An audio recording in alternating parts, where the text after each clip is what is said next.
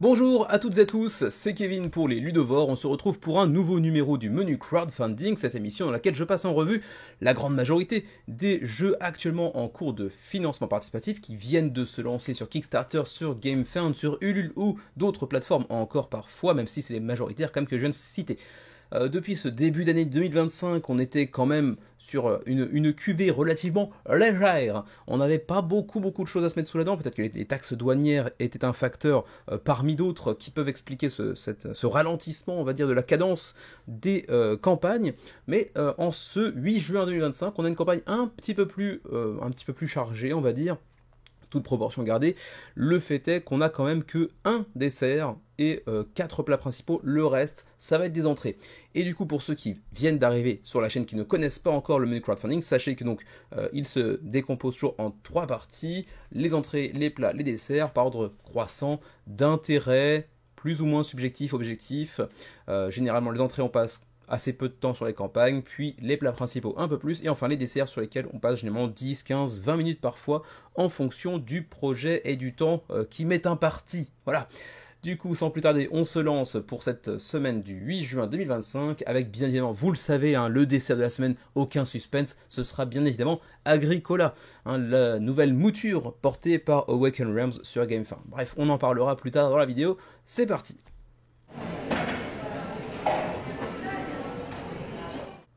Two Acorns Games continue à élargir son univers étendu de Oakdale avec une troisième campagne, c'est mes souvenirs, c'est bien sa troisième campagne, toujours dans l'univers de Oakdale. On avait donc Villagers of the Oakdale, un roll and write, on avait Dungeons of the Oakdale, qui était lui aussi un print and play, et on repart sur un troisième épisode de Oakdale, très court, 4 jours avant la fin de la campagne déjà. Et c'est donc un projet porté par Two Acorns Games, le petit éditeur polonais, qui pour l'instant connaît un bon succès, parce qu'on est déjà à près de 600 contributeurs et 10 000 euros d'engrangés pour Rise of the Oakdale, un jeu en roll and write en print and play, donc à imprimer par vous-même, qui s'inspire assez ouvertement d'ailleurs de Civilization, le jeu vidéo que j'apprécie beaucoup, que je ne pratique plus depuis quelques années déjà, mais une série de jeux que j'ai toujours beaucoup aimé et dont s'inspire pas mal apparemment Rise of the Oakdale. Donc pas un gros risque. Si vous aimez Civilization et que vous êtes tenté, sachez-le, c'est encore une fois un print and play, donc pas de gros risque financièrement parlant, ça va coûter 4, 5, 6 euros, j'ai même pas encore regardé dans le détail, mais en gros, on va avoir donc un jeu en run and ride, donc ça veut bien dire ce que ça veut dire, on va jeter des dés, et à partir de là, on va choisir parmi différentes actions qui nous sont proposées, essayer de choisir le meilleur timing pour établir telle et telle action, pour essayer de développer notre civilisation, acquérir de nouvelles ressources, développer de nouvelles technologies, construire des merveilles, etc. Le tout sur 13 tours de jeu. Ça dure combien de temps? J'ai oublié de checker ça entre temps. J'ai pas vu les infos d'ailleurs. Combien de joueurs, combien de temps la partie, etc. Ça manque un petit peu, j'ai l'impression. Bon, c'est pas très grave. Au pire, le jeu de base est donc à 4 euros en print and play, je le rappelle. Sinon, vous avez un pledge full game avec plusieurs maps, encore plus de contenu, avec différentes fiches de technologie en fonction des leaders que vous allez pouvoir choisir, qui sont donc légèrement asymétriques. Le tout sera donc pour 12 euros. Et puis sinon vous pouvez prendre la triplette, donc le trio Rise of Oakdale plus Dungeons of Oakdale et Villagers of Oakdale, donc les 3 de la série, le tout pour 28 euros, toujours en print and play. Voilà, il n'y a pas grand chose de plus à dire pour l'instant, ce sont des jeux en print and play qui ont plutôt une bonne réputation. Sachez également, je vous la mets ici, que vous avez une vidéo de Pog and Play en français pour vous présenter Rise of the Oakdale, justement, pour voir en quoi il se différencie et se distingue des autres jeux de cette catégorie. Mais en tout cas, Two Acorns Games fait généralement des jeux en print and play qui ont plutôt bonne presse, et si vous aimez les jeux de civilisation, a priori ça devrait pouvoir vous plaire. Près de 10 000 euros d'engrangés, 585 contributeurs, 4 jours, attention, avant la fin de cette très courte campagne. Cocorico, projet français porté par le nouvel éditeur Fantasy Games, qui a dû apparaître il y a un an et demi, 2 ans, qui s'est lancé assez récemment et qui un catalogue assez intéressant, et du coup cette fois-ci il se lance sur le financement participatif pour une nouvelle édition de Yinji Ming, un jeu qui était déjà sorti en 2019 via l'éditeur allemand Spielworks, et donc nouvelle mouture avec une refonte visuelle et quelques petits coups de polish sur les règles, un petit peu streamliné. On est pour l'instant sur la campagne de GameFound à 150 backers environ 14 000 euros d'engrangés. On est quand même assez loin du seuil de financement qui est actuellement à 35 000. 39% du seuil de financement. Bon, on vient de finir la première semaine de campagne, c'est un petit peu compliqué, mais bon, il reste encore 9 jours avant la fin de cette dernière pour espérer pouvoir atteindre ce fameux seuil de financement. C'est pour 2 à 4 joueurs, c'est pour des parties d'environ 2 heures, donc un jeu quand même relativement long, qui va mêler différents mécanismes tels que le placement d'ouvriers, le contrôle de territoire, la gestion de ressources bien évidemment, tout ça dans un contexte historique de l'ère Ming en Chine, où on va incarner différents marchands qui vont faire tout ce qu'ils peuvent pour prendre le dessus, l'ascendant sur leurs adversaires, avec donc, je l'ai dit, différents mécanismes imbriqués les uns avec les autres, différentes phases de jeu, différents petits bonus à aller choisir. On devra bien évidemment payer aussi nos ouvriers, c'est pas des ouvriers, mais bon, nos employés, on va dire, pour pouvoir bénéficier de leurs effets sur le long terme. C'est un jeu qui a l'air d'être un jeu relativement euro, je crois. J'ai jamais joué à la version d'origine, donc je peux pas vous dire grand chose sur la qualité intrinsèque du jeu, en tout cas pour ce qui est jeu d'origine, du jeu de base, on va dire. Mais apparemment, j'ai l'impression que Fantasy Games a fait un gros boulot de réédition sur Yinji Ming, avec donc, je l'ai dit tout à l'heure, des règles streamlinées, donc un petit coup de polish sur les règles, une iconographie revue et corrigée, et puis surtout une DA vraiment pas mal du tout. Plutôt une très jolie DA. On a un pledge de base à 76 euros, donc oui, c'est un jeu qui est quand même pas donné, d'autant plus que 76 euros pour le contenu en termes de, comment dirais-je, de composants purs. Ça me semble être un tout petit poil cher pour ce que ça propose en termes de composants. Après, j'ai pas vu la quantité de composants, mais bon, la qualité en elle-même m'a pas l'air d'être extraordinaire, elle est très très cool, mais 76 euros ça me semble un petit peu cher.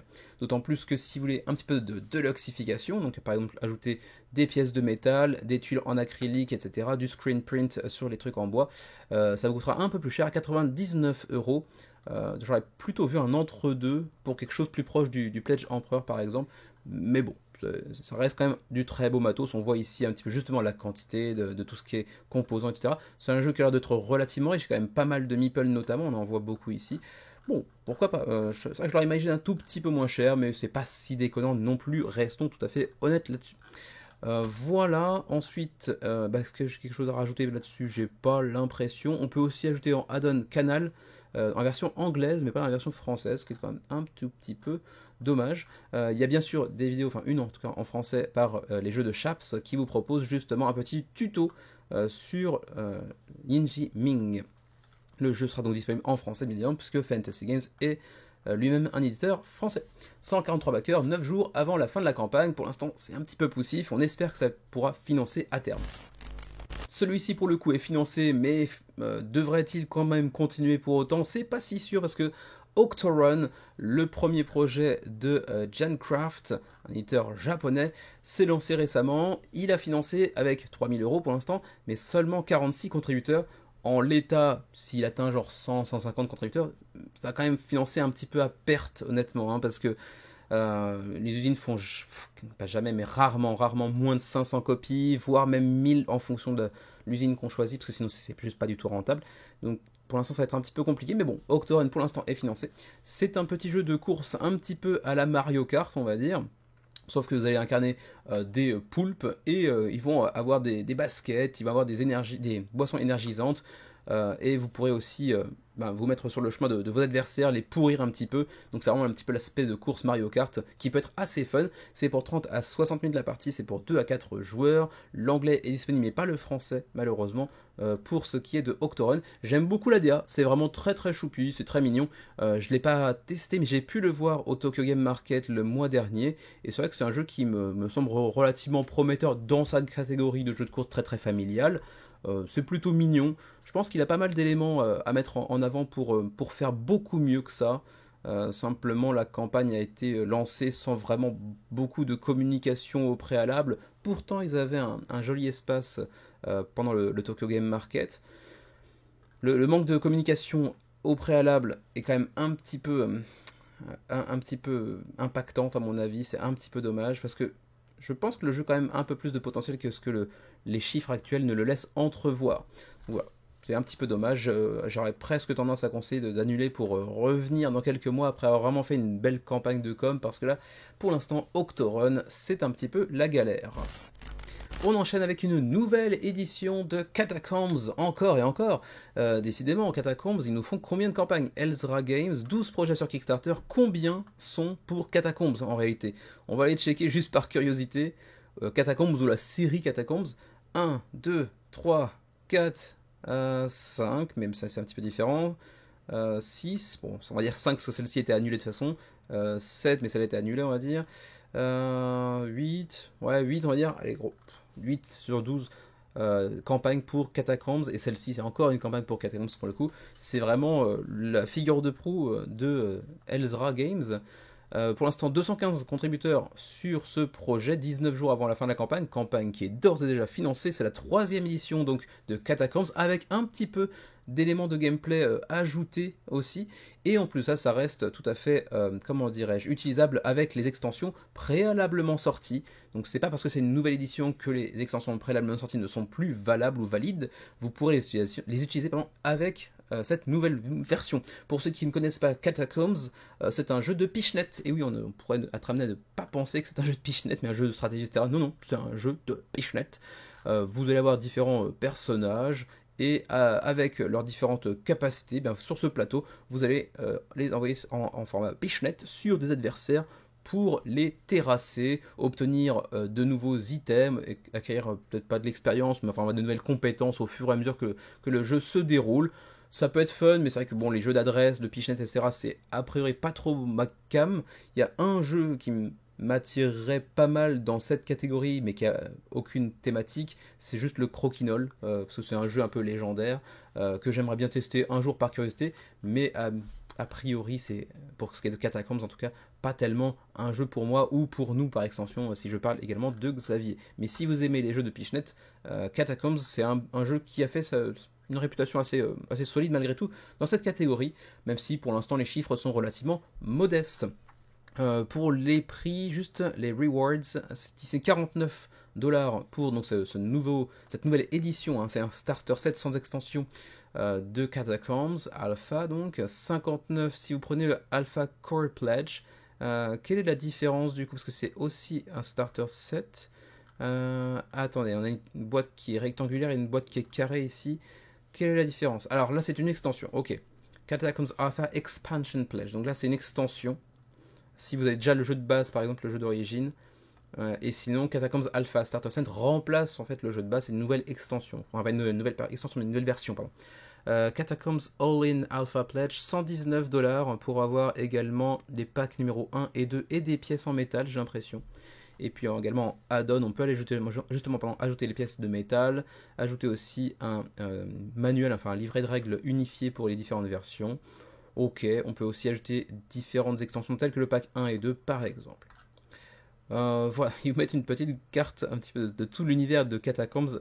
Ouais, c'est pas forcément hyper parlant, à moins d'être vraiment super intéressé par le projet. Je doute que beaucoup de gens vont regarder les différentes arborescences de l'univers de Catacombs. Mais bon, c'est sympa de le faire en tout cas. Voilà pour ce qui est de Catacombs Alpha, 3ème édition de Catacombs, 215 contributeurs, 12 600€ d'engrangés, 19 jours avant la fin de la campagne. On en parle 2-3 fois dans l'année sur le menu crowdfunding.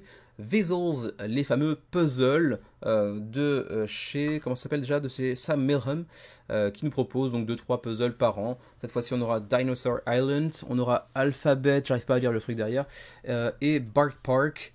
Et donc en gros ce sont j'allais dire des dinosaures parce que j'ai vu dinosaures ici. Ce sont pas des dinosaures, ce sont des puzzles qui, une fois complétés, vous proposent une expérience un petit peu d'énigme, de mystère à aller découvrir. Donc d'abord vous complétez ces puzzles qui sont quand même assez corsés, vous voyez qu'avec énormément de pièces quand même, ils sont généralement très très chiadés, hein, visuellement ils ont quand même de la gueule, et une fois qu'ils sont complétés, on va vous poser plein de petites questions, de petites énigmes qu'il vous faudra résoudre en collaboration avec les autres joueurs autour de la table.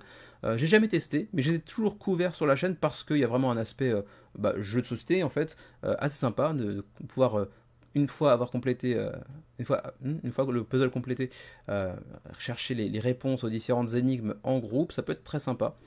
J'aimerais bien tester à l'occasion, mais je suis pas un énorme fan de puzzle, donc a priori c'est quand même pas trop pour moi. Sachez que pour un puzzle, il faudra débourser 24 euros, c'est quand même pas très très cher. 3 puzzles, c'est 60 euros. Le tout étant actuellement en early bird, donc attention, peut-être que sa disponibilité est limitée. Est-ce que on a des prix pour, voilà, des prix normaux, est-ce qu'on peut les trouver? Parce que là c'est que des early bird. Non, apparemment c'est toute la campagne est basée sur le concept de early bird en gros. Ok, c'est juste pour mentionner que c'est le prix avant sortie boutique en gros. Ok. 614 contributeurs pour l'instant pour cette nouvelle campagne de Vezos. C'est la 13e campagne de Vezos depuis la création de la série. Lequel vous fait le plus de l'œil là-dedans? Dinosaur Island, Bark Park ou encore Alphabet, je ne sais pas ce qui est caché derrière. Alphabet City. Ok. 20 jours avant donc la fin de la campagne. Si vous jouez aux échecs, Darkleaf Gambit pourrait être l'opportunité de renouveler l'expérience, même si les grands amateurs, les aficionados d'échecs vous diront que c'est un jeu qui n'a pas besoin, comment dirais-je, d'être modifié, d'être augmenté pour pouvoir bénéficier d'une énorme rejouabilité. Bah, pour ceux qui sont un peu plus, casual, qui connaissent les échecs, les règles, etc., sans être forcément de grands joueurs, vouloir renouveler un petit peu l'expérience peut se comprendre, et c'est l'occasion de le faire avec donc Darkleaf Gambit. Donc pour 2 joueurs, on est sur une expérience assez originale qui vous propose de modifier le jeu d'échecs. Donc il vous faudra un jeu d'échecs préexistant, et à partir de là, vous allez avoir différentes factions que vous pourrez utiliser, telles que ici R2 par exemple. Qu'est-ce qu'on a encore d'autre? Les Uldra, les Hexen, bref, autant de factions qui vont impacter votre façon de jouer, d'approcher le jeu des échecs, avec un petit peu d'asymétrie en plus de ça. Une DA relativement sympa, avec une sorte de bestia, de folklore un petit peu européen, occidental, de manière générale. Et vous allez avoir différents éléments de gameplay, différents composants qui vont venir s'ajouter à votre jeu d'échecs. Vous avez une version standard à 59$, une version Kickstarter à 79$, sachant que ça reste uniquement pour 2 joueurs, hein, puisque ça reste un jeu d'échecs fondamentalement. Juste, vous allez choisir votre clan, vous allez avoir différents pouvoirs, il va falloir utiliser le potentiel de votre faction de manière idoine pour espérer l'emporter sur votre adversaire. Et on reste sur un jeu qui se base sur les échecs, mais fortement modifié via donc ces compétences asymétriques, ces différentes factions que vous pourriez un peu envoyer sur votre plateau d'échecs. C'est assez intéressant sur le papier. Je ne suis pas moi-même un joueur de jeu d'échecs. Je sais jouer. Je connais les règles, je sais comment se déplacent les pièces, mais je suis pas vraiment un joueur d'échecs. Mais sur le papier, je trouve que l'expérience qui semble être proposée en tout cas, a l'air plutôt intéressant. Donc à surveiller pour ceux qui apprécient les échecs, même si c'est pas visuellement, c'est pas super joli, soyons tout à fait net, hein, la DA est pas ouf, voilà. Mais j'aime bien la proposition, même si je suis moi-même pas joueur d'échecs. Donc vous me direz éventuellement ce que vous en pensez, si c'est un truc qui peut vous intéresser ou non. Voilà pour Darkleaf Gambit, 400 contributeurs, 20 jours avant la fin de la campagne. On enchaîne avec un jeu qui nous vient de Mexico. Il s'agit d'Apocalypse City. Voilà, Apocalypse City. Pas de français malheureusement pour cette campagne, dommage, mais il s'agit d'un petit jeu, on n'a pas l'impression ici, mais en fait c'est un tout petit jeu de cartes en réalité, pour 8 ans et plus, pour 30 minutes la partie, c'est pour 2 à 4 joueurs en compétitif, 110 contributeurs pour l'instant, 23 jours avant la fin de la campagne. Apocalypse City vous propose donc d'aller à l'exploration d'un monde un peu post-apocalyptique. Il y a une sorte d'énorme pandémie, bon je sais pas si c'est des zombies ou juste une grosse maladie pas très gentille, mais en gros l'humanité est quasiment décimée, il reste bien sûr quelques survivants, et vous allez avoir à cœur de choper un maximum de ressources avant de retourner au centre commercial qui sert un petit peu d'abri aux survivants, et celui qui aura réussi à faire ça de manière le plus efficace l'emportera. En gros, vous avez différents personnages que vous allez incarner, vous avez un gros set de cartes que vous allez juste... j'essaie de trouver une illustration qui est un peu plus parlante. Il n'y a pas vraiment d'illustrations qui mettent en avant le jeu de manière très efficace. La vidéo est assez parlante, vous allez la voir. Il y a pas mal de petits quartiers de la ville qui sont orientés dans ces 43 cartes de zone que vous pourrez donc aller explorer. Et donc à chaque fois, l'agencement sera différent d'une partie à l'autre, donc ce qui promet une assez belle rejouabilité. Et on va donc chercher des ressources, on va bien sûr avoir du combat, on va avoir tout un tas d'actions, d'événements qui vont venir impacter le jeu en cours de partie. Voilà, ça casse pas 3 pattes à un ornithorynque tétraplégique du Grand Nord, mais bon, sur le papier, j'aime bien la DA, enfin la DA de la boîte, les personnages un peu moins, mais bon, c'est un petit éditeur mexicain qui se lance, j'ai envie de dire, pourquoi pas, ça peut être sympa. Petit jeu compétitif pour une demi-heure environ, c'est pas un jeu que j'irai baquer, mais pourquoi pas, il mérite au moins qu'on le mentionne. 110 contributeurs, 23 jours avant la fin de la campagne. Ce n'est plus mexicain, mais ça reste hispanophone, puisque on va parler maintenant d'un projet porté par Samarouk Games, un éditeur espagnol, mais qui nous pond un jeu sur la France. Oui, messieurs, dames, puisqu'on va parler de la cathédrale de Chartres. Et la boîte d'ailleurs est assez classe, vraiment visuellement, la boîte envoie quand même pas mal du pâté. Le jeu en lui-même, un petit peu moins. La campagne pour Chartres s'accompagne également d'un autre jeu intitulé Card Game Traders, mais a priori, bon, c'est plutôt Chartres qui va nous intéresser, nous quand même. Et en même temps, bon, Samarouk Games lance sa campagne et pour l'instant, vous le voyez, c'est quand même pas flamboyant. On est à peu près à 20% du seuil de financement. C'est un petit peu la galère. Seulement 47 contributeurs, 25 jours avant la fin de la campagne. On va croiser les doigts pour eux pour qu'on atteigne la ligne d'arrivée sans trop de problèmes. Mais pour l'instant, c'est un petit peu délicat quand même. Soyons tout à fait honnêtes. 20% du financement après la fin de la première semaine de campagne, généralement, ça sent un petit peu le sapin. Ça sent même un petit peu la cagette à ce niveau-là. Et c'est dommage parce que Chartres a l'air d'être plutôt jolie. En tout cas, la boîte, elle est très jolie. 35 € d'ailleurs pour Chartres, 15 pour Card Game Traders. Allons voir justement un peu Chartres. Vous le voyez ici, hein, le plateau de jeu lui-même, bon, thématiquement, je trouve que la DA est plutôt dans le respect de la thématique, ça fait un petit peu vitrail, c'est plutôt joli, les cartes sont très belles, les composants, bon, c'est relativement classique, mais ça fait le job. On est sur un petit jeu où on va recevoir chacun un plateau de cathédrale double épaisseur à aller compléter via justement l'ajout de vitrail, de croix ici sur la tour principale. Donc on va construire notre cathédrale de Chartres et celui qui réussira le mieux remportera la partie. C'est relativement classique de ce point de vue-là, avec un système de gestion de main qui n'est pas bien intéressant. On va le voir ici avec le How to Play. Je vous mets ça assez rapidement, je ne vais pas trop commenter, mais en gros, vous avez donc ce plateau de cathédrale. Vous allez aussi avoir un plateau de, comment dire, de fût de vin. Je ne sais pas pourquoi on doit vieillir du vin. J'imagine que sous la cathédrale de Chartres, non, il y avait une sorte de cave à vin, peut-être, j'imagine. Je ne connais pas l'histoire de la cathédrale en question. Et on va donc activer différentes cartes tour après tour. Donc il y a une sélection d'actions, on va dire, à timer de manière réfléchie pour pouvoir bénéficier de ces effets de manière aussi efficace que possible, on va dire. Donc sur le papier, pas inintéressant. Le résultat visuel à la fin de la partie doit être relativement intéressant aussi avec les vitraux, etc. Mais bon, pour l'instant, ça bide un petit peu. J'ai pas trop cherché à savoir pourquoi ça bidait.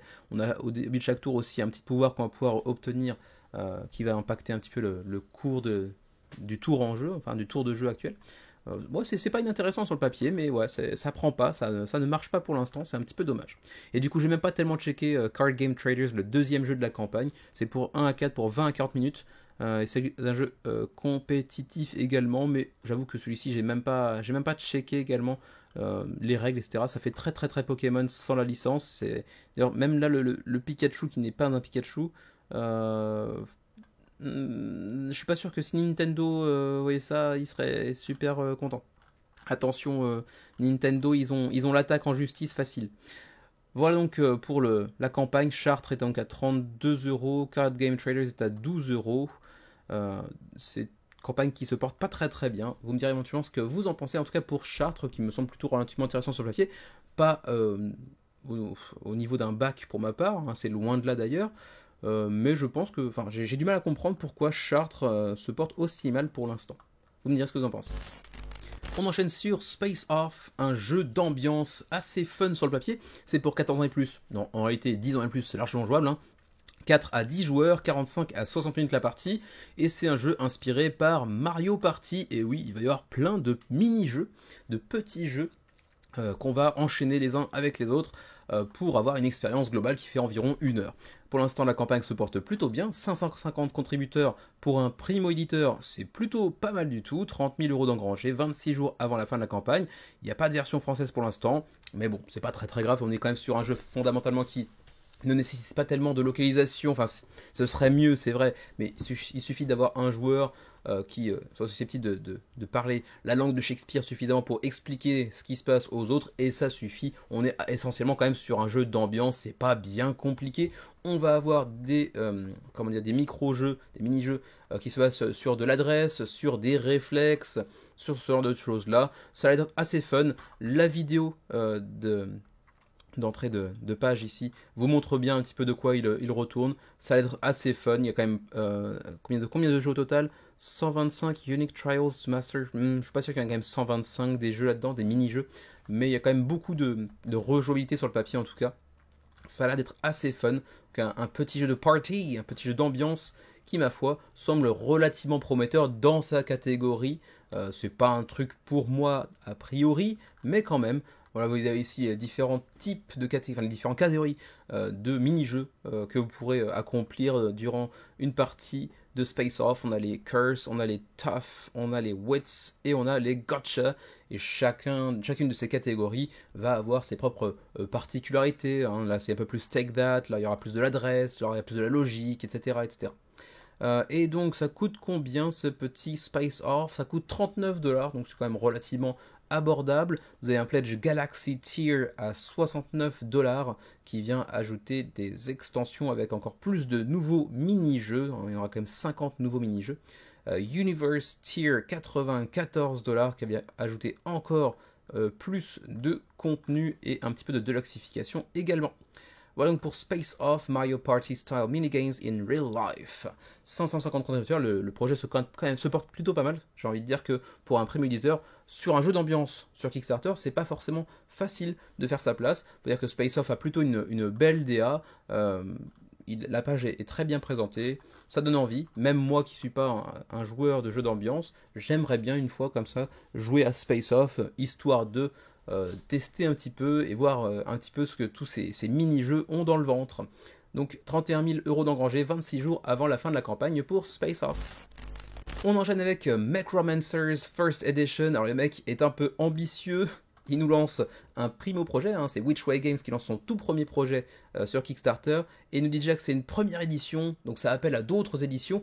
D'abord, calme-toi, fais financer ton jeu déjà, parce que bon, pour l'instant c'est un petit peu galère, on est à seulement 54 contributeurs, ça devrait pouvoir financer parce que le seuil de financement est relativement faible, on est à 5 600 € nécessaires, donc ça devrait pouvoir se faire quand même.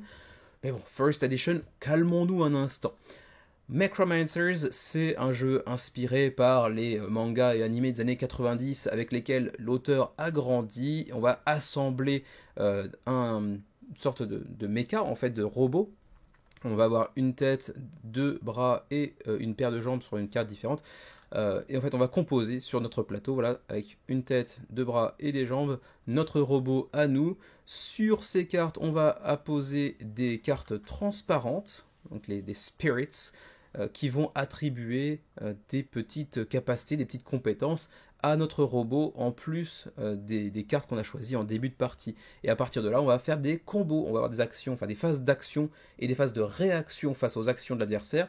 Et en fonction des cartes que l'on aura jouées en action comme en réaction, on va parfois pouvoir déclencher des combos. Et sur le papier, sur ce que je viens de dire, j'ai envie de dire, sur le papier, Necromancers, ça a l'air pas mal en vrai. Reste que c'est un petit peu cher.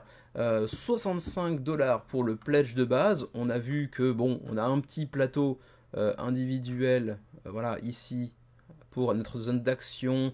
Là où on va apposer les cartes de notre robot, les petites ressources ici, une carte par-ci, une carte par-là. Il y en aura deux, donc un pour chaque joueur. Les composants sont pas si nombreux que ça. 65$, c'est un petit peu cher pour ce que c'est, je trouve. Donc ça, c'est un tout petit peu dommage de ce point de vue-là. Mais sur le papier, j'ai envie de dire que le jeu présente pas mal. C'est visuellement pas vilain. Et ouais, ça donne envie d'essayer, à minima. Donc de là à les baquer, non, mais je trouve ça plutôt sympatoche sur le papier. Vous me direz ce que vous pensez de Necromancers. J'ai oublié de checker le prix juste parce que j'ai eu 65$ pour le jeu de base, mais est-ce qu'il y a d'autres pledges? 100$ Veteran Trainer. Ok, je sais pas très bien ce que ça vient ajouter d'autre, mais bref, on a un pledge de base à 65 qui est déjà relativement élevé. Pour un primo éditeur, on connaît pas encore, la confiance n'est pas encore à 100% parce qu'on sait pas de qui il s'agit.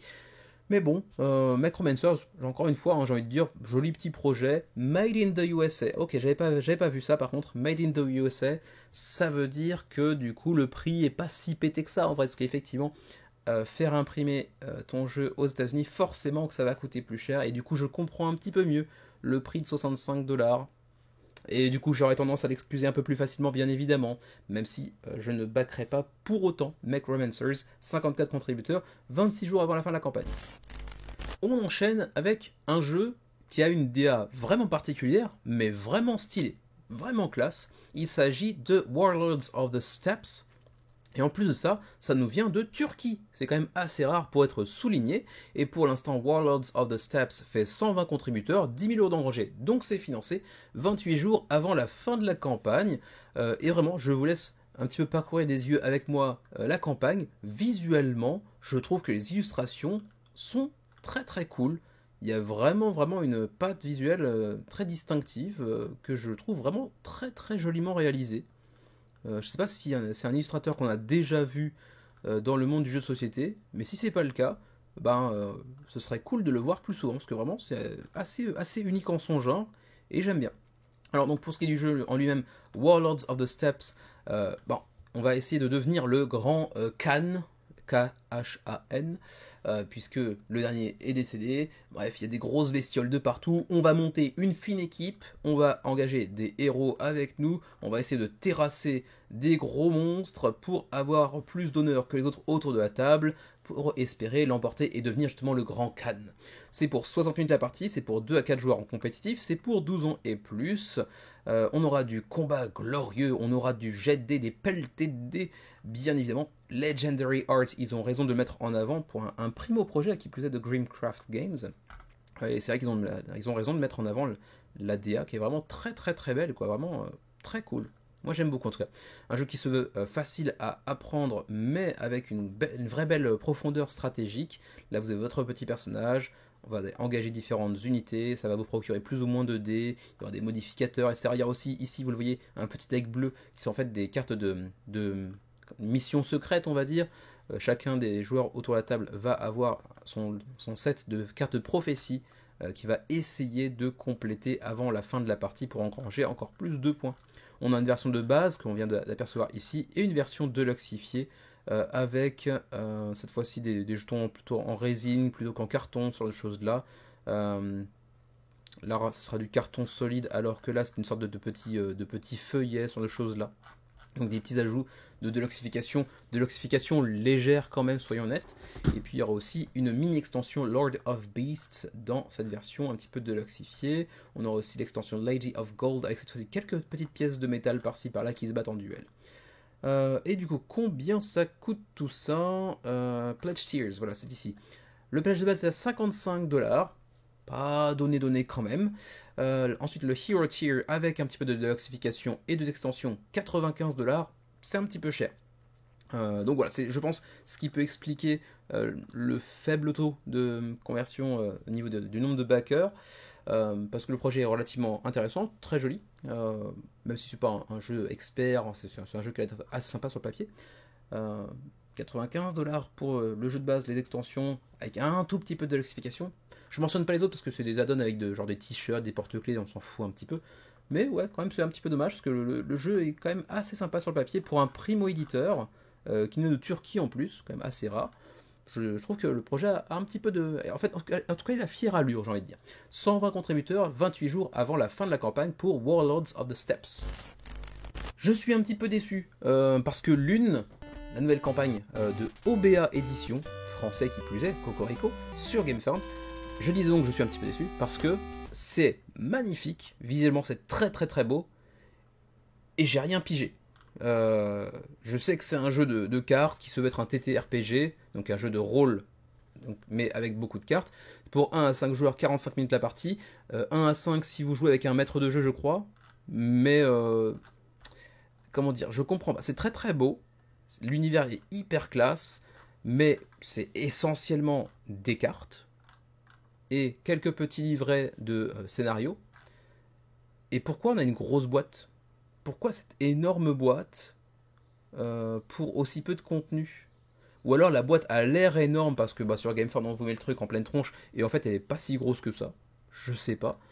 Mais ouais, du coup je trouve ça vraiment très joli, mais j'arrive pas vraiment à me situer vis-à-vis du jeu. Je sais pas exactement ce qu'il me propose.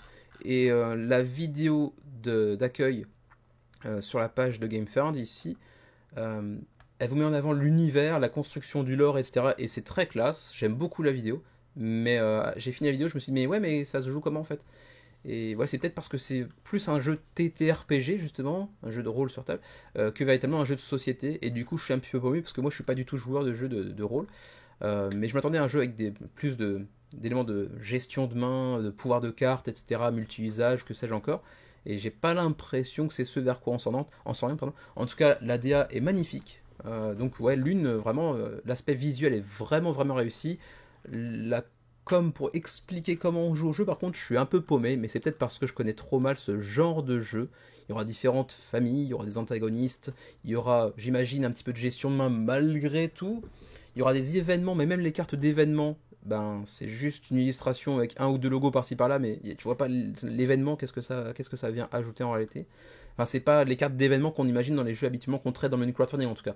Et même là, Action and Strategy, ok, on nous montre un petit peu comment gagner un combat par exemple. Là, pourquoi ça fait 6? Parce qu'il y a 10 moins 4, j'imagine. Et là, 9 moins 3, ça ferait quoi? Ça ferait 6, mais pourquoi c'est 4 du coup? Voilà, je suis paumé, encore. Stratégie 2, bon là, il a un 9, 4, 3, 4, pour une raison que j'ignore. Alors là, le 5 en plus, ok. Ah, c'est pas un résultat, c'est juste que t'ajoutes une carte en plus, je pense. Mais bon, voilà, c'est pas défini, quoi. C'est pas présenté de manière vraiment efficace, claire et précise. Et pour moi qui me tape 20 campagnes par semaine, qui n'ai pas le temps de rentrer dans le livret de règles, etc., je suis un peu paumé. Alors, bien sûr, il y a des vidéos, y compris certaines en français, pour vous montrer le jeu en plus de détails, mais encore une fois, moi je me tape 20 campagnes par semaine, donc j'ai pas le temps de tout regarder. Donc, ouais, sur le papier, très très beau, mais je sais pas exactement quoi vous dire pour vous présenter l'une. Donc, ça, c'est un petit peu dommage. Le pledge de base est à 48 euros. Ok, donc c'est la version collector du jeu de cartes. Okay. 69 euros, c'est le pledge qui est mis en avant pour le pledge Full Moon, avec donc le jeu de base, plus quoi de plus d'ailleurs. J'arrive pas à isoler les éléments dans cette campagne, je sais pas pourquoi, je suis pas en forme. Box Collector, ok. On doit pouvoir choisir en plus le design de notre choix, ok, pourquoi pas. Ça va coûter cher en coût de production pour eux, mais pourquoi pas. Playing Scenes. Scène jouable. Ouais, enfin, encore une fois, je comprends pas en fait. Qu'est-ce que vous voulez que je retire de cette information? Ou de manque d'information? 4 plateaux de jeu, ouais, oh, ouais. J'avoue que j'aime beaucoup l'aspect visuel, mais pour l'instant, je sais pas exactement ce vers quoi ils veulent m'emmener. Et du coup, c'est un peu chiant. Dommage. Mais encore une fois, très très beau. Si un jour j'ai l'occasion de, sur un salon quelconque ou à Cannes peut-être un jour, de rencontrer OBA et qu'il me fasse tester le jeu, ce sera avec grand plaisir. Mais sur le papier là comme ça, j'arrive pas à vous dire de quel genre de jeu il s'agit. Je sais juste qu'il y a plusieurs lunes, différentes cartes, différents combos à imaginer, etc. Mais ouais, je suis vraiment paumé. 59 contributeurs, 49 jours avant la fin de cette longue campagne sur GameFound. Vous aurez le temps, avec 49 jours, de vous y pencher un petit peu plus, de checker de quoi il retourne, parce que moi, je suis paumé. Et du coup, c'est la dernière campagne des entrées de la semaine. On va maintenant pouvoir passer aux plats principaux. Ils seront uniquement 4.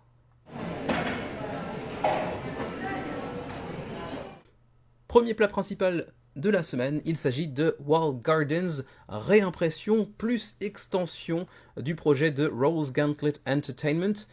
C'est quand même l'éditeur derrière Keystone North America, qui est un jeu que j'aime beaucoup, que j'ai encore, hein, bien sûr. J'ai fini le solo, tous les scénarios pardon, du solo. C'est un jeu que j'aime énormément, Keystone. C'était un de mes premiers bacs, un de mes 10 premiers bacs, je pense, sur Kickstarter. Et je ne l'ai jamais regretté. C'est un super jeu, très très belle DA, un jeu très familial, hein, c'est 10 ans et plus, relativement court, 45 minutes la partie on va dire, mais j'aime beaucoup Keystone. J'avais pas backé la réédition parce qu'ils avaient fait une refonte visuelle totale, plus une extension, mais moi je suis content de ma version d'origine que je trouve déjà très jolie, donc je l'ai pas backé, même si j'aimerais bien avoir l'extension pour le coup. Et entre-temps, ils avaient aussi fait une campagne sur BackerKit, donc pas sur Kickstarter mais sur BackerKit, pour un autre jeu intitulé Wild Gardens. Et du coup, ils reviennent cette fois-ci sur Kickstarter pour le reproposer à nouveau, cette fois-ci en s'accompagnant d'une extension qui s'intitule Foraging Club Expansion. Wild Gardens, pour ceux qui ne connaîtraient pas encore, c'est un jeu qui vous proposait de partir à la cueillette de différents ingrédients pour ensuite les utiliser pour faire de superbes recettes qui seraient susceptibles de ravir les papilles de tous vos amis, de tous vos invités qui viennent se taper l'incruste chez vous. L'ADA, pas fan en vrai. C'est pas vilain. D'ailleurs, je reconnais tout ce qui est éléments, comment dirais-je, nature, donc les rivières, les arbres, les fleurs, etc. Ça fait très Keystone, justement. Par contre, les personnages, ouais, pas fan du tout. Je trouve que, je sais pas, c'est pas très très joli. C'est pas vilain, mais je sais pas, j'arrive pas à accrocher, quoi. Par contre, les plats, la bouffe, ça donne faim. Donc ça, c'est bien foutu. C'est pour des parties de 14 ans et plus, 1 à 4 joueurs, 90 à 120 minutes. Je vous ai donc dit qu'on allait partir à la cueillette de différents ingrédients pour les utiliser pour faire des recettes. Alors en gros, à quoi ça correspond en termes de gameplay, on va rentrer un peu plus dans les détails. Alors, ici, vous aurez différents petits jetons de sélection d'actions, actions que vous allez ensuite accomplir, donc pour aller choper justement des ingrédients, pour aller les utiliser dans des recettes, etc. On le voit ici, hein. Donc Forage Ingredients, aller choper, aller cueillir des ingrédients de ces deux-là, ensuite les utiliser pour préparer une recette, à servir à vos invités. Ensuite, vous pourrez aussi visiter la bibliothèque pour choper encore plus de nouvelles recettes, par exemple. Vous pourrez aussi avoir des petites compétences que vous pourrez déclencher en cours de partie pour faire des actions encore plus intéressantes stratégiquement parlant. À la fin d'un tour de jeu, il faudra également se départir d'un jeton d'action et en fonction de celui que vous allez de celui dont vous allez vous délester, vous allez pouvoir bénéficier d'un petit bonus de fin de tour aussi assez intéressant, et vous pourrez aller visiter différents lieux des États-Unis. J'ai l'impression que oui, c'est aux États-Unis, hein, Ohio, Columbus, ouais, ça, pour déclencher encore plus d'effets uniques également. Donc voilà, ça c'est pour ce qui est du jeu de base de Wild Gardens. Et donc, il nous propose également l'extension ici Foraging Club Expansion, qui vient ajouter de nouveaux personnages, sachant que les personnages du jeu d'origine ont eux aussi droit à une refonte parce que les 4 nouveaux personnages ajoutent de la symétrie, ce qui n'était pas le cas dans le jeu de base, et du coup les 4 personnages d'origine, ils ont droit à un nouveau plateau avec leur face habituelle et une face asymétrique également pour renouveler un petit peu l'expérience. Au-delà de l'ajout de la symétrie, on va aussi avoir un nouveau petit plateau ici également, donc quelques petits éléments de gameplay qui vont approfondir un petit peu l'expérience. Pledge, Returning Backers Bundle. Donc ça si vous voulez l'extension et des petits réceptacles pour vos ressources, c'est 45 $. Mais attention, ça c'est si vous avez déjà le jeu de base. Le jeu de base lui-même, mais sans l'extension, c'est 70 $. Ensuite, Foraging Club Expansion, donc uniquement l'extension, 30 $. Wild Gardens plus l'extension, 99 $, donc le jeu de base plus l'extension. Et puis le Gamers Bundle, pour avoir donc les tokens en bois plutôt qu'en carton, sur la dosification, les petits réceptacles pour ressources, etc. Le tout à 179 $. Ça fait déjà un petit peu plus cher quand même. Mais bon. Sinon, add-on, est-ce que c'est la même chose? Est-ce qu'il y a des éléments un petit peu supplémentaires? Non, c'est la même chose. C'est la même chose, j'ai l'impression. Ok. Parce que dans Keystone, il y avait aussi une option pour remplacer le bateau par du tapis de néoprène, donc je me demandais si c'était également le cas pour Wild Gardens, mais apparemment ce n'est pas le cas. Sachez également d'ailleurs que j'ai failli l'oublier, le solo storybook, comment ça s'appelle déjà? Pink Gauntlet? Rose Gauntlet, ils sont aussi un petit peu connus pour leur solo. Keystone, il est très populaire notamment auprès des joueurs solo parce qu'il a vraiment 21 scénarios pour jouer en solo qui viennent modifier assez radicalement le gameplay d'un scénario à l'autre, et ils sont vraiment très très cool, et c'est un jeu qui est vraiment très très chill, très relaxant à jouer en solo, et apparemment Wild Gardens est assez connu pour ça aussi, hein. Le solo est vraiment très satisfaisant, et j'aurais tendance à faire confiance à Rose Gauntlet Entertainment pour leurs solos justement, qui sont généralement toujours très très cool. Maintenant, comme on est dans les plats principaux, on peut aussi aborder rapidement le shipping. Shipping pour le Canada, ça va de 18 à 24 $. pour l'Union Européenne de 20 à 26 $, et puis pour nous qui sommes en Southeast Asia de 32 à 50 $ de frais de port. Moi, la thématique de Keystone me parlait beaucoup, donc j'ai backé et j'adore ce jeu.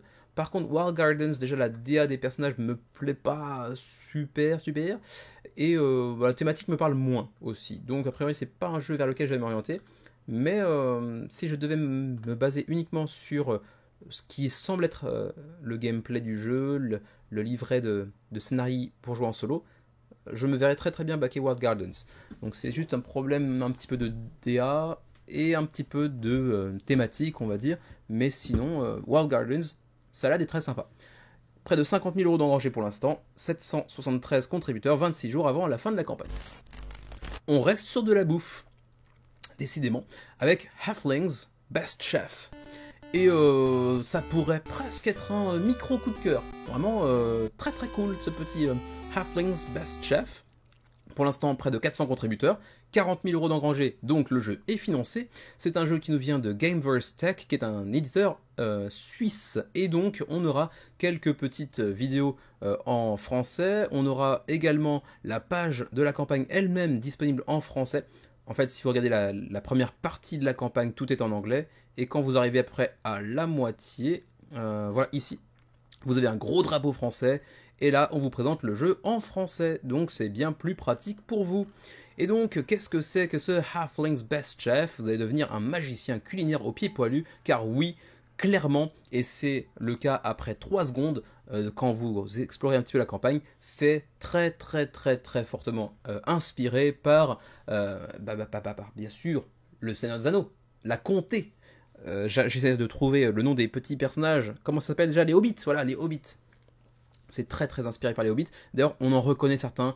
Y en a, on voit que c'est Frodo, ou que c'est l'oncle de Frodo, dont j'ai oublié le nom justement. Mais ouais, c'est très fortement inspiré par la comté. Et donc, du coup, vous allez concocter des plats succulents et bâtir la taverne la plus accueillante pour décrocher le titre convoité de meilleur chef dans le monde de la gastronomie Halfling. À l'aide de vos fidèles assistants de cuisine, vos dés, parce qu'on est sur un jeu de placement de dés, vous allez le voir, vous rassemblerez les meilleurs ingrédients, préparerez des mets alléchants, décorerez votre auberge et remplirez votre cave de vin exquis, tout cela pour gagner de précieuses étoiles et surpasser vos rivaux. À chaque manche, tous les aubergistes lancent leurs dés en même temps, puis les placent à tour de rôle sur les emplacements d'action du village. Une fois tous les assistants au travail, les actions sont résolues dans l'ordre du chemin de village. Ensuite, il est temps de faire le ménage, de passer le marqueur de manche et de se préparer pour une nouvelle journée trépidante en cuisine. Le tout pour 1 à 4 joueurs, pour 10 ans et plus, donc un jeu relativement familial, et pour 25 minutes par joueur, donc en gros, on va être sur du 50 à 100 minutes, donc environ 1h30, 1h40 la partie, si on joue à 4 joueurs, quoi, en gros. Voilà. Et du coup, pour le reste, je vous l'ai dit, page en français, en tout cas à partir de la moitié de la page, donc vous pourrez explorer un petit peu par vous-même, mais on est sur un jeu qui se veut relativement rapide à apprendre, mais difficile à maîtriser. On va donc lancer nos dés, il y aura différents emplacements de dés que l'on pourra choisir pour effectuer différents types d'actions, pour notamment choper des ingrédients, pour les utiliser pour confectionner certaines recettes. On voit ici par exemple le cube gélatineux avec des spéculoos par exemple. On aura beaucoup d'interactions apparemment, les commentaires des différents créateurs de contenu ou éditeurs qui ont travaillé autour du projet ou qui ont collaboré avec eux par le passé, etc. Disent tous que l'interaction est vraiment cool pour le coup. Ici on nous parle de pimenter vos parties en bloquant et en perturbant les plans de vos adversaires, en ajoutant une couche d'interaction dynamique à chaque tour. Ok, là c'est vraiment Bilbo, je crois. Enfin, en tout cas, c'est inspiré par un design succulent. Bon, là, on voit que ça ressemble quand même pas mal à Frodo. L'aspect visuel est vraiment très cool. Hein. Je trouve que le jeu est très joli.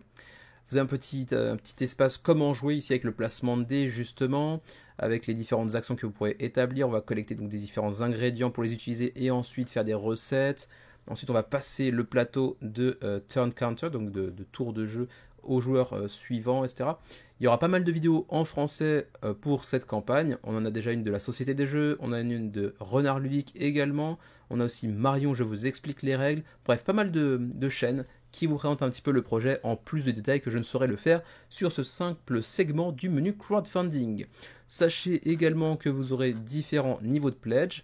Ici, vous avez l'édition de base qu'on a aperçue ici, en fait. Voilà, c'est le contenu de la boîte de base. Voilà, le plateau, les cartes, les dés, etc. Et ensuite, vous avez une version haute cuisine qui vient deluxifier un petit peu l'expérience, notamment via l'ajout de pièces en métal, mais également l'ajout de plateaux double couche. Le plateau central aura maintenant des espaces pour loger les dés et éviter que ça ne parte dans tous les sens au moindre faux mouvement. Des jetons en bois et non plus en carton, donc là, de ce point de vue aussi assez classe. Des petits bacs à jetons avec couvercle pour ranger, faciliter l'installation, etc. Et puis des sacs en simili-cuir qui tiennent debout également. Donc très très cool. Au niveau de la deluxification, la boîte de Deluxe, on va dire, est vraiment très très cool. Voilà. Ensuite, sachez qu'il y a des extensions disponibles également. Bon, encore une fois, c'est très très assumé. Le Seigneur des Oignons. Voilà, petite extension qui vient ajouter des chefs déjantés avec de la symétrie qui n'était pas disponible dans le jeu d'origine, je crois. Des plats signatures, des cartes d'objectifs secrets. On a aussi l'extension Une réception inattendue avec 25 invités uniques, 25 événements inattendus, et puis une micro-extension spécialité du chef également avec des recettes secrètes uniques. Voilà, et donc combien ça coûte au final ces différentes versions? On va le voir ici. Standard Edition 49 €. Standard Edition plus extension 85 €. Si vous voulez ensuite la version haute cuisine, c'est 99 €. Et 135 si vous voulez donc l'édition deluxifiée plus les extensions. Et c'est là que j'ai dit que ça pouvait presque être un petit coup de cœur de la semaine. C'est un peu cher quand même. On en revient à l'édition de base, 49 €. 49 €, ce à quoi on va ajouter donc des pièces de métal. Alors, voilà, pièces de métal, double couche, jetons en bois, petit bac à jetons avec des couvercles, et sac en simili-cuir. Ça fait quand même beaucoup d'ajouts, on est d'accord là-dessus, mais on passe de 49 à 99. C'est quand même du simple au double. Donc c'est vrai que ça picote un petit peu. Vous en conviendrez. Là pour le coup, et généralement je suis pas du tout dans cette logique-là, j'aime bien quand il y a 2 niveaux de pledge, et c'est tout. Là, j'aurais bien décomposé en un niveau de plus, genre semi-deluxe et deluxe complet, quoi. Parce que, par exemple, le plateau double épaisseur, pour moi, c'était vraiment évident. Ça devait être là. Les petits couvercles, éventuellement, ouais, pourquoi pas. Ça, dispensable. Ça, en carton, pas un problème. Les pièces de métal en add-on ou dans des versions deluxe, quoi, en gros. Mais ouais, je trouve ça un petit peu cher, 99 € pour la version deluxifiée, et donc 135 si on veut la version deluxifiée plus les extensions. Du coup, c'est un jeu que j'aurais tout à fait pu backer il y a 2-3 ans de ça, sans aucun problème. Là, je vais y réfléchir un petit peu plus. Ceci étant dit, les frais de port sont plutôt friendly. Canada 18,26 et où est l'Europe? Europe ici, ok. Belgique 19,28, France 21,31. Voilà, et puis pour nous en fait, pour nous c'est très très très friendly, c'est pas pour vous, c'est pour nous. 9,17, 9 € ou 17 € de frais de port pour nous au Japon, c'est donné. Je suis très très très étonné. Pourquoi? Expliquez-vous. Non, c'est vrai que c'est très très peu. Mais bon, 135 € pour haute cuisine édition plus les extensions, c'est un petit peu cher. Et même si je prends sans les extensions, ça fait quand même 99. Donc je sais pas si j'irai le baquer quand même, mais je le trouve vraiment très très très charmant, ce petit Halfling's Best Chef. Donc 388 contributeurs pour l'instant, 26 jours avant la fin de la campagne et 40 000 € d'engrangés. On enchaîne avec Parley, un nouveau jeu sur Kickstarter qui, pour l'instant, se lance plutôt très très bien. 1000 backers, 66 000 € d'engrangés 27 jours avant la fin de la campagne. Parley, ici on vous met en avant un cheval, des courses de chevaux, mais que nenni! C'est pas un jeu de course de chevaux, c'est un jeu de pli. Il y a un aspect course, oui, mais c'est pas un jeu de course de chevaux vraiment. C'est un jeu qui se veut deluxifier un petit peu à outrance d'entrée de jeu. Vous n'avez pas un jeu de base, non, c'est deluxifié, ferme-la. C'est deluxifié, c'est comme ça. Et avec un gros aspect Monopoly. Pas fan du tout. Pourquoi les petites pièces que chacun des joueurs va pouvoir utiliser pour s'incarner sur le plateau, pourquoi ça ressemble à du Monopoly? Pourquoi il y a une voiture, un cheval, un saxophone, un chien? Ça fait très Monopoly du pauvre, enfin Monopoly du riche, parce que pour le coup vous allez voir, c'est un jeu très deluxifié. Bref, Parley, c'est un jeu de plis. Et chaque tour, vous allez devoir parier sur le nombre de plis que vous allez pouvoir faire au cours d'un tour. C'est pour 2 à 8 joueurs, non 10 ans et plus, 40 à 80 minutes la partie. poil long quand même. Et le premier qui finit son tour va l'emporter. Donc il faut passer la ligne d'arrivée en premier. C'est ça l'aspect course qui peut faire un parallèle avec les courses de chevaux, effectivement. Mais c'est plutôt un jeu de pli qui a un aspect course, effectivement. Et donc vous allez parier sur le nombre de plis que vous allez réussir à faire au cours d'un tour. Et en fonction, eh bien, ça va vous permettre plus ou moins d'avancer, de faire reculer, de bloquer vos adversaires au cours de la partie. Voilà, c'est pas ma cam, à première vue, c'est pas un jeu pour moi, mais j'imagine que pour ceux qui sont amateurs de jeux de pli, ça peut être un projet assez intéressant sur le papier. Je ne sais pas exactement, encore une fois, je suis tout sauf un spécialiste en la matière des jeux de pli, hein, bien sûr, mais j'ai l'impression que c'est une proposition relativement intéressante. Par contre, bon, c'est un jeu qui visuellement plaira pas forcément à tout le monde. Version de base de Parley, 38$. Donc pour l'édition de base qui vous permettra de jouer de 2 à 6 joueurs et non pas de 2 à 8. Pour jouer de 2 à 8, il faudra prendre Parley for 8, logique, qui coûtera 20$ de plus, 59$. L'édition à 59$ n'ajoute pas que du matériel pour jouer 2 joueurs de plus. On aura aussi un Parley Themed Card Deck, donc un deck de cartes à l'effigie de Parley, parce que vous pouvez aussi jouer à Parley avec un deck de cartes de base, quoi, en fait, tout ce qui est de plus classique, puisque c'est un jeu de pli, donc c'est pas très très important d'avoir un jeu à l'effigie de Parley, mais vous pouvez le faire pour le pledge à 59, il est inclus directement. Sinon, vous avez aussi Parley Matchbox, je sais pas exactement ça, ça ressemble à des allumettes, mais je sais pas, j'ai pas checké en détail ça pour le coup. Voilà, il y aura aussi des cartes exclusives au Kickstarter, mais je crois que c'est le cas pour c'est le cas pour la version de base également.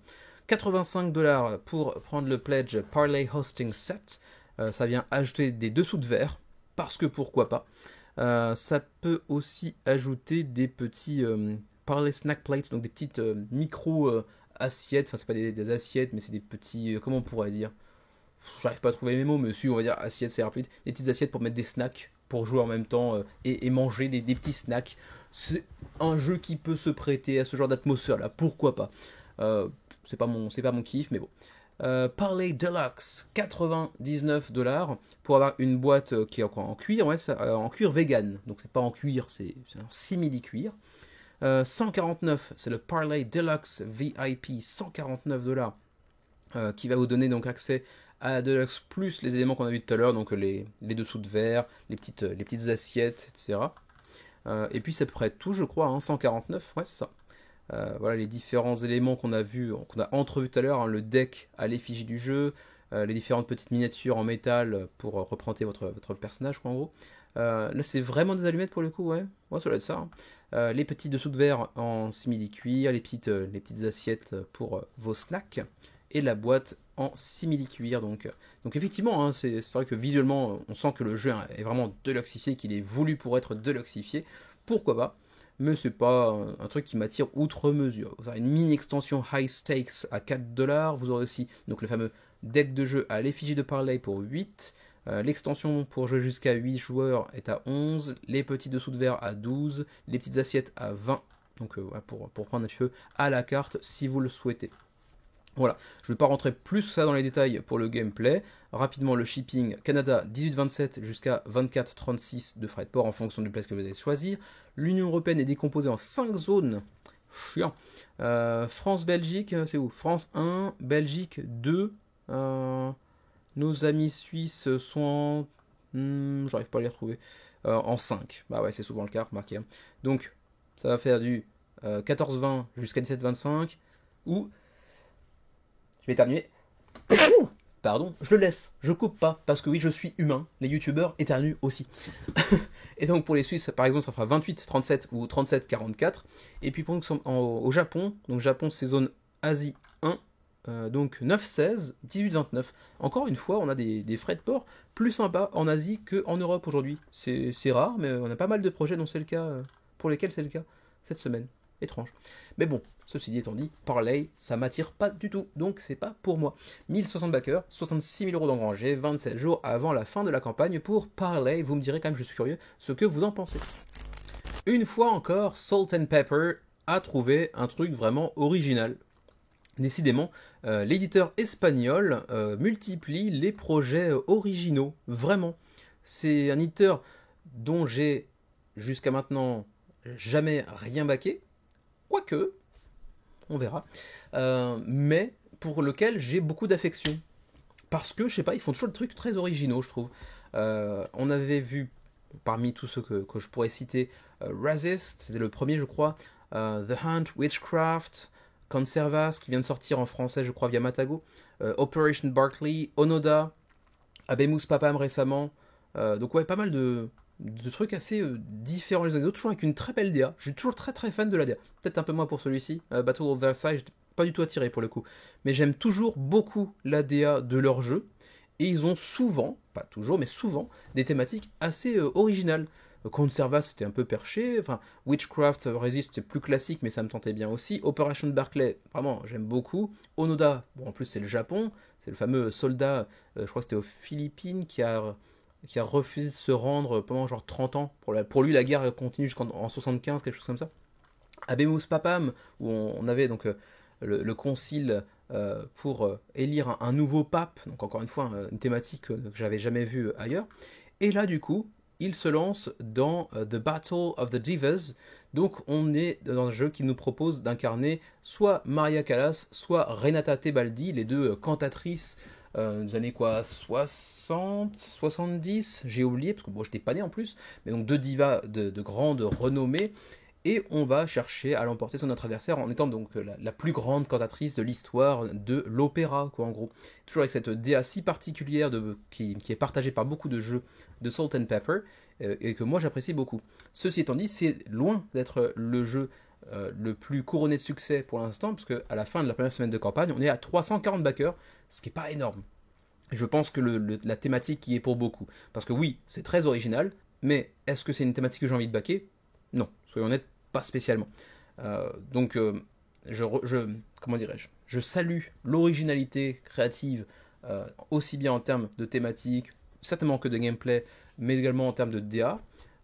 Mais là, ouais, c'est vrai que le Battle of the Divas, ça me parle pas outre mesure. Mais ceci étant dit, les quelques retours que j'ai pu glaner de ci de là sont plutôt très positifs. Donc ça reste un jeu qui a l'air assez prometteur malgré tout.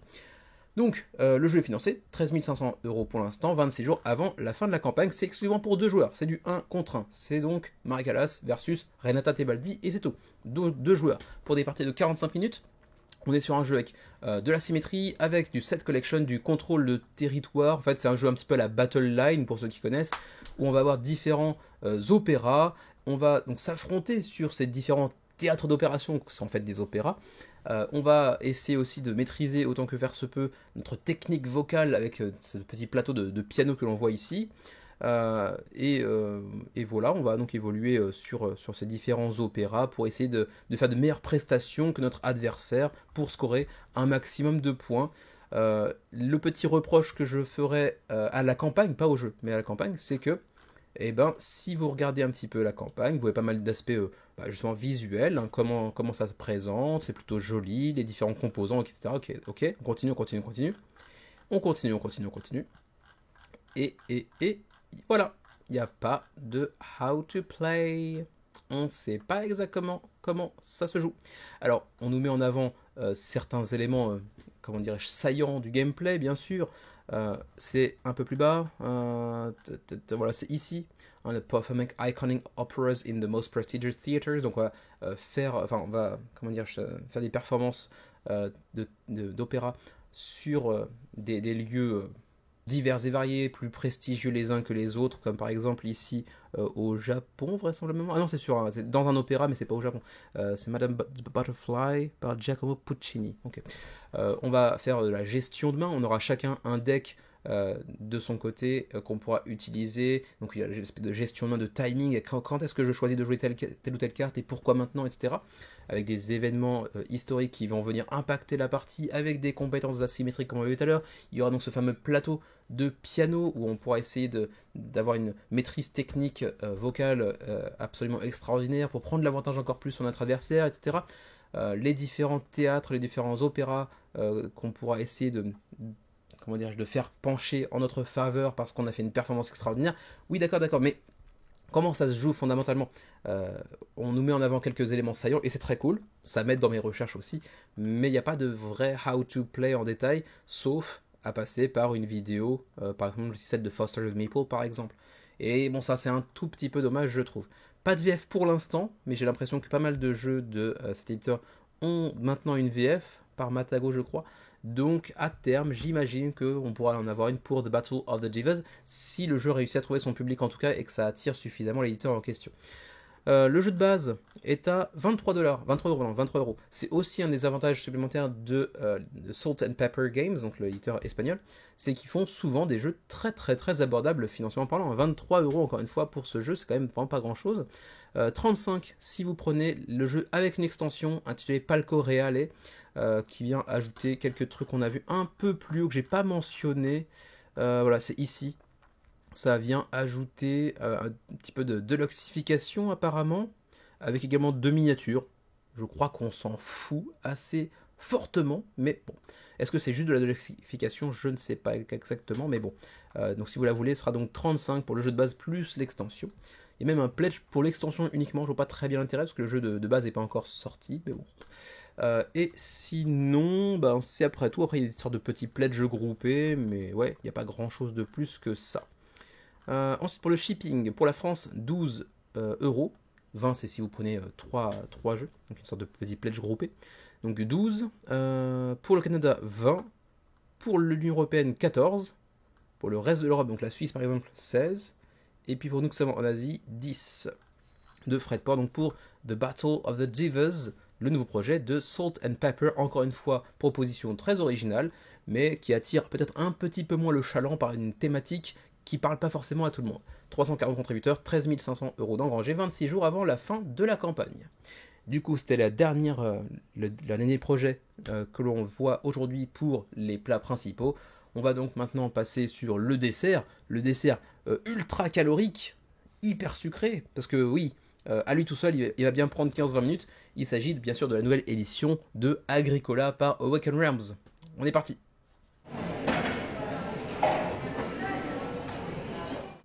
Sans aucune surprise donc, le dessert de cette semaine, c'est bien sûr, évidemment, Agricola Special Edition sur GameFam actuellement, campagne bien évidemment portée par Awaken Realms comme il l'avait fait précédemment pour les châteaux de Bourgogne. Et comme pour les châteaux de Bourgogne à l'époque, cette réédition signée Awaken Realms en partenariat avec Lookout Games, eh bien ça pète tous les scores bien évidemment, hein. Déjà 8500 backers en l'espace de 4 jours de campagne et 2 millions d'euros d'engrangés, et il y en a de partout, c'est dégueulasse, sol, plafond, moquette, il y en a vraiment de partout, et en même temps c'était tellement prévisible, on le savait, avec les châteaux de Bourgogne, Awaken Realms a fait un énorme succès avec cette réédition, c'est un petit peu une de leurs nouvelles spécialités depuis les châteaux de Bourgogne, de rééditer des grands classiques des jeux euro, qui avaient un petit peu vieilli, soyons honnêtes, visuellement parlant. Ils ont remis ça au goût du jour avec tout l'aspect de deluxification qu'on leur connaît chez Awaken Realms. Ça a fait un carton, un tabac, et du coup ils remettent le couvert avec Agricola. Entre temps, il y avait aussi eu Puerto Rico, ne l'oublions pas. Donc en réalité, Agricola c'est le 3e jeu réédité par Awaken Realms. Et celui-ci, il était attendu par beaucoup de monde aussi. C'est un grand classique, c'est ce qu'on appelle un evergreen, un jeu qui ne vieillit pas, un grand classique devant l'éternel, qui fait encore partie du top 60, enfin du top 100, mais a fortiori top 60 sur BG, ce qui pour un jeu sorti il y a pas loin de 20 ans est quand même vraiment impressionnant, parce qu'on est souvent sur un top 50, un top 100 qui évolue au gré des années et qui inclut de plus en plus de jeux récents, reléguant ainsi les jeux un peu plus anciens dans le bas du classement. Non, Agricola, il est encore très très haut dans le classement, et cette nouvelle édition, comme c'était le cas pour les châteaux de Bourgogne, va certainement le faire grimper à nouveau assez rapidement les échelons. Donc je le disais, 8500 backers, 2 millions d'euros d'engrangés, ça vous dit avec un petit calcul rapide que les pledges vont être assez salés. En même temps, c'était couru d'avance, on parle de deluxification spécifiquement pour cette nouvelle édition de Agricola, et il reste 18 jours avant la fin de la campagne, et bien évidemment, il y aura une VF disponible comme vous le voyez ici. Alors c'est donc pour 1 à 4 joueurs, mais jouable jusqu'à 6 joueurs si vous prenez une des extensions vous le permettant, mais de base c'est 1 à 4 joueurs. On est ici sur un jeu de placement d'ouvriers, de gestion de ressources, où l'on va construire et améliorer progressivement sa ferme. Agricola, le titre parle de lui-même, j'ai envie de dire. C'est actuellement le numéro 60 sur BGG, il a eu tout un tas de prix, ça je pense que tout le monde est au courant, hein. Si vous êtes intéressé, si vous êtes dans l'univers du jeu de société depuis quelques temps déjà, vous connaissez à minima le nom d'Agricola, jeu qui est sorti donc il y a 18-19 ans environ. Et donc un petit aperçu de cette nouvelle édition en termes de composants, ce que vous allez pouvoir avoir sous les yeux, et c'est vrai que là on n'a pas forcément l'édition hyper deluxe, on n'a pas les miniatures, ici on a juste les meeple screen print et c'est déjà du plus bel effet. On reparlera de ce qu'est cette distinction meeple versus miniature. C'est vrai que comme beaucoup de gens, moi quand il y a des miniatures, ça m'attire forcément le regard, enfin, c'est vraiment très très joli, mais en vrai, plus le temps passe, plus je me dis des beaux meeples bien screen print qui prennent pas trop de place sur les plateaux, contrairement à certaines figurines, c'est pas forcément un mal. Par contre, les ressources, on verra que en miniature c'est un peu plus classe. Donc peut-être que je prendrai cette fois-ci en add-on les miniatures de ressources, mais pas forcément la totalité des miniatures, parce que les miniatures de figurines, en fait, de personnages, je pense que je m'en fous un peu en vrai. On verra bien. Alors donc, continuons. Vous avez donc dans cette campagne la Core Box, donc la boîte de base avec tout le matos qui va avec. Farmers of the Moor, c'est une extension, et en fait dans la boîte il y a aussi toutes les autres extensions je crois qui sont sorties jusqu'à maintenant. Il y a énormément d'extensions, c'est des petites extensions, des micro-extensions qui seront incluses dans la boîte. Ensuite, la boîte de Stretch Goals, comme souvent avec Awakened Realms, on a une boîte dédiée aux Stretch Goals qui prend beaucoup de place aussi. Alors, descendons, voilà, on vous présente les deux pledges de base, on va dire, il y en aura d'autres, on le verra, mais les deux pledges de base, avec l'édition standard, qui coûtera 79€, donc relativement abordable, et l'édition spéciale à 109€. Alors là, visuellement, vous ne voyez pas une grosse différence, si ce n'est l'épaisseur de la boîte, donc quelle est la différence? On va le voir ici. Là, on est sur du carton, essentiellement, que ce soit pour les ouvriers ou pour toutes les ressources, les tokens, etc. Et là, on est sur du bois, que ce soit pour les meeples ou encore pour les tokens de ressources, etc. etc. Donc, bois, carton, ça change déjà un petit peu la donne en termes de prix, bien évidemment. Même chose pour Farmers of the Moor, donc l'extension avec donc ici carton, et ici à gauche le bois. Ensuite, donc, toutes les extensions qui vont inclure l'extension jouable à 5 et 6 joueurs. Ensuite, les stretch goals que l'on voit ici. Un petit aperçu un petit peu plus détaillé des plateaux de joueurs que l'on voit ici, qui ont vraiment été beaucoup retravaillés, qui sont vraiment très très jolis, avec là tous les emplacements pour les différentes ressources qu'on va pouvoir stacker. Là, notre ferme avec les différents emplacements, les enclos pour les animaux, etc. Les cultures, bien évidemment. Là, une fois vierges, ils seront un peu comme ça. Ensuite, tout un paquet de tuiles que l'on pourra ajouter sur nos plateaux, bien sûr. Et ici, les meeples screen print avec chacun leur couleur pour pour différencier un petit peu tous les joueurs autour de la table. Ça, ce sera pour la version de base, avec les standees en carton, que quasiment personne ne va prendre, soyons honnêtes. En tout cas, durant la campagne GameFound, je doute que beaucoup de gens se ruent sur l'édition standard, très honnêtement, parce qu'elle sera en boutique de toute façon. Donc à minima, je pense que la version avec les meeples, c'est quand même un peu plus classe.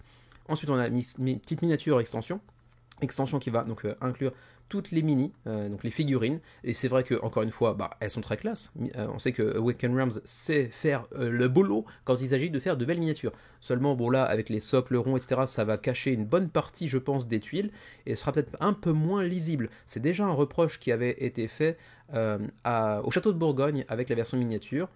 Moi, j'avais avec les tuiles d'acrylique, j'avais pas joué avec les miniatures. Xavier avait les miniatures.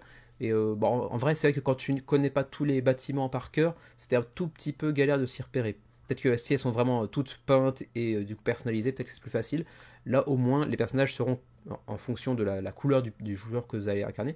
Donc, c'est moins gênant, mais j'ai un peu d'appréhension vis-à-vis de la taille du truc par rapport aux emplacements où on va les mettre. Est-ce que ça va pas trop cacher ce qu'il y a en dessous? Ensuite, tous les meeples des animaux, avec les vaches, avec les sangliers, les moutons, etc., etc. Version standard, donc en carton. Version miniature. Bon, effectivement, c'est classe, mais même là, en fait, j'ai envie de dire, bon, les meeples, moi, ça me suffirait bien. C'est déjà colorisé. Ils sont déjà très jolis en l'état. Donc, je me satisferais certainement des meeples pour le coup. Ensuite, là, tout ce qui est comment dirais-je? Ah, j'arrive plus à retrouver le mot. Barn, stable, donc les bâtiments annexes, on va dire, à une ferme. J'arrive pas à retrouver mes mots aujourd'hui, je suis fatigué. Ensuite, tout ce qui est élément Ah, j'arrive plus à retrouver mes mots, c'est affreux, c'est affreux. Bref, les séparations, les haies, c'est même pas une haie, mais bon, vous aurez compris, qui séparent les différents enclos les uns des autres.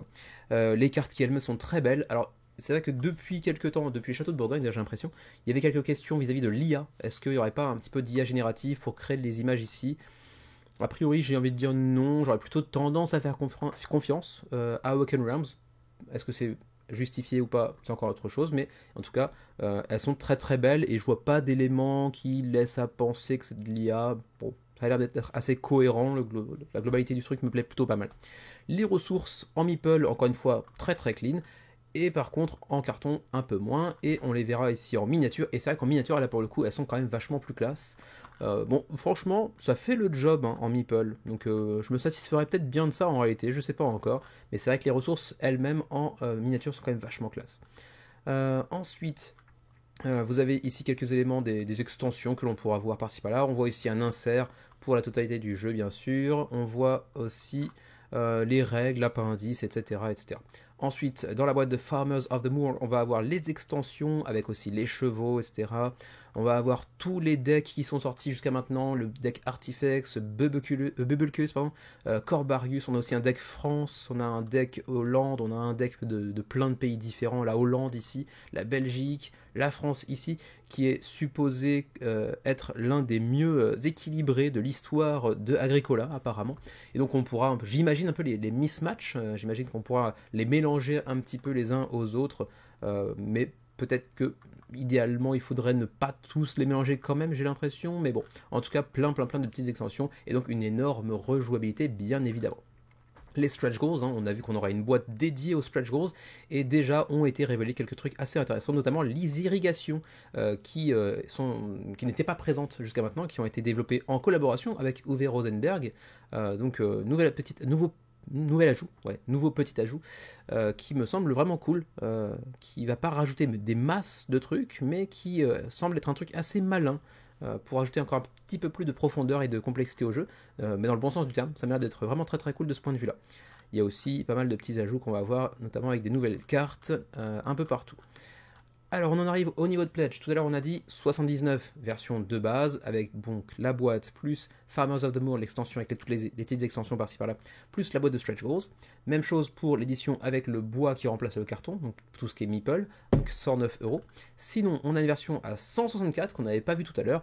Celle-ci en revanche va inclure un peu plus de contenu puisqu'on aura ici les animaux et donc les bâtiments de la ferme qui seront en 3D. Même chose pour les ouvriers eux-mêmes. Et puis vous pouvez monter encore un cran avec le Grand Homestead Pledge qui va inclure au-delà des animaux, tous les bâtiments, etc. aussi les ressources en 3D et puis également les maisons et les moulins également en 3D que vous voyez ici. Donc encore plus de contenu. Et puis c'est pas fini, on a encore deux Nino Pledge. On a le Full House et le Master of the Land. Le Full House va vous proposer encore plus de contenu avec le matériel suffisant pour jouer jusqu'à 6 joueurs avec de l'axification qui plus est. Et puis enfin le Master of the Land qui est 460 € quand même, c'est assez impressionnant, qui va nous rajouter un pack d'acrylique, un autre pack d'acrylique pour jusqu'à 6 joueurs également, des playmats en néoprène pour jouer jusqu'à 4 joueurs, voire même jusqu'à 6 joueurs, il y en aura donc suffisamment pour tout le monde, des plateaux alternatifs pour chacun des joueurs, ça c'est super intéressant. Je ne sais pas si ça vient modifier. Ah si, Mars, Western et les saisons automne, hiver, printemps, été. Est-ce que ça change le gameplay? J'ai pas trop l'impression, auquel cas c'est quand même dispensable. Mais donc, on l'a dit, hein, les playmats pour chacun des joueurs autour de la table. Bon, le néoprène, c'est la vie, mais c'est cher quand même. Et c'est pas forcément une grande nécessité, mais c'est vrai que c'est cool. Et sinon, on a un artbook. Bon, on s'en fout un peu. All creatures, big and small, big box. On a une boîte dédiée à toutes les créatures, tous les animaux, etc. Ouais, bon, pourquoi pas. Il y a vraiment beaucoup de contenu, j'ai un tout petit peu de mal à distinguer le tout. Il y a quand même un Secret 3D Minis Expansion qui apparemment est uniquement dans ce pledge-là, peut-être en add-on aussi. On ne sait pas exactement ce qu'il y a dedans, on verra au fur et à mesure de la campagne apparemment. Sinon, vous pouvez aussi prendre un petit peu à la carte. si vous le souhaitez, avec tous les add-ons qui sont ici. Le pack en acrylique par exemple, qui n'est pas présent dans tous les niveaux de pledge, mais qui remplace les tuiles de base en carton par des tuiles en acrylique, et c'est vrai que ça rend quand même pas mal. Même chose pour les irrigations par exemple. Donc ça, effectivement, c'est quand même sympa, mais ça coûte quand même 40 euros. Donc c'est quand même le prix d'un petit jeu. Les playmats en néoprène pour ceux que ça pourrait intéresser. Ensuite, les ressources ou les animaux ou les bâtiments en 3D. À vous de voir ce qui vous plaît le plus. Bien sûr, ce sera jamais aussi économique, entre guillemets, que de prendre le pledge qui contient un petit peu la totalité. Hein, c'est relativement évident, j'ai pas trop besoin de vous le dire. Voilà. Pour le reste, ai-je vraiment besoin d'aller beaucoup plus loin ? C'est Agricola, c'est connu de longue date et c'est apprécié par énormément de monde. Ça reste un jeu du top 60 après 20 ans d'existence qui est incroyable. Et cette nouvelle version deluxifiée va, comme pour Château de Bourgogne, le faire remonter encore dans le classement avec un bon coup de fouet à mon avis. Donc ouais, un jeu très attendu. J'avais regretté de ne pas avoir backé Château de Bourgogne. Je ne l'avais pas fait parce que je savais que Xavier allait mettre la main dessus. Mais ça me titillait méchamment, et c'est vrai qu'après y avoir joué avec lui une fois, je me suis dit qu'effectivement c'était un petit peu dommage. On n'est pas forcément obligé de respecter toujours cette règle de pas de doublon entre nous, parce que on ne sait pas si à terme Xavier restera très très très très longtemps au Japon encore, donc ouais, c'est vrai que ça me titille encore un petit peu. On verra un de ces jours peut-être si je me prendrai les Châteaux de Bourgogne en édition spéciale. Puerto Rico un peu moins parce que le compte de joueurs est un peu moins intéressant apparemment si on est à 2-3. Mais même Agricola, je crois qu'à 2 c'est moins recommandé qu'à 3, 4, 5 joueurs par exemple. Voilà, là on a des éléments de luxification, des éléments visuels de leurs autres jeux. On a du Nemesis, on a quoi encore, ça je me rappelle même plus ce que c'est comme jeu.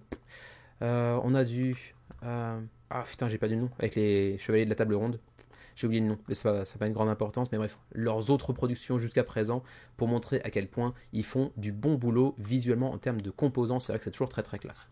Le Sun Drop sur les miniatures, bon ça on s'en fout un petit peu, on continue. On arrive au shipping. Union Européenne, ça va de 28 à 60 euros de frais de port en fonction du pledge que vous allez sélectionner. Pour nos amis suisses, ce sera plutôt de 36 à 78. Pour le Canada, 33 à 75. Et pour nous, au Japon, je souffle un peu parce que pendant les quelques jours qui précédaient le début de la campagne, le Japon était placé en zone Asie 2, donc 67 à 125. Et heureusement, on est passé en zone Asie 1, donc 33 à 75. Ça reste beaucoup plus abordable. Et donc oui, si on était en zone Asie 2, je backerais pas, parce que vraiment frais de port, c'est foutage de gueule. Mais Asie 1, il y a de fortes chances que cette fois-ci, je back quand même Agricola. À quel niveau ?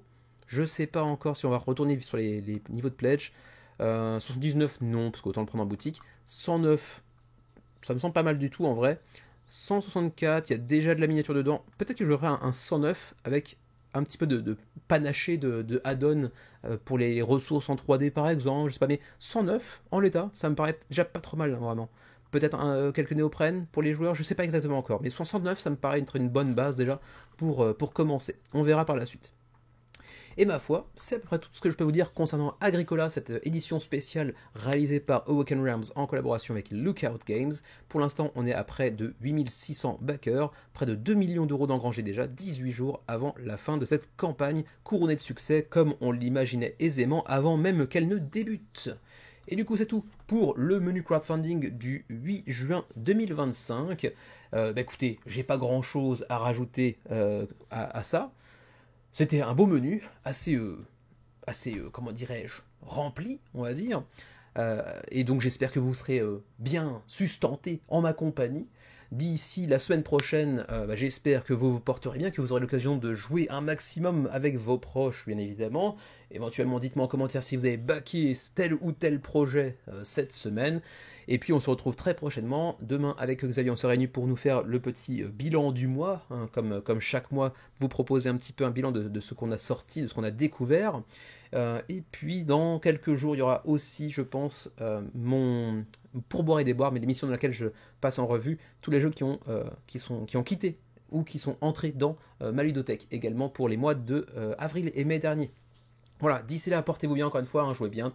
Et tout ça, vous connaissez la phrase habituelle, hein, je ne vais pas la répéter à nouveau, je l'ai déjà dit tout à l'heure. Donc voilà, c'est un petit peu lourdingue au bout d'un moment, je ne sais toujours pas comment finir mes vidéos. Donc du coup, je vais vous laisser.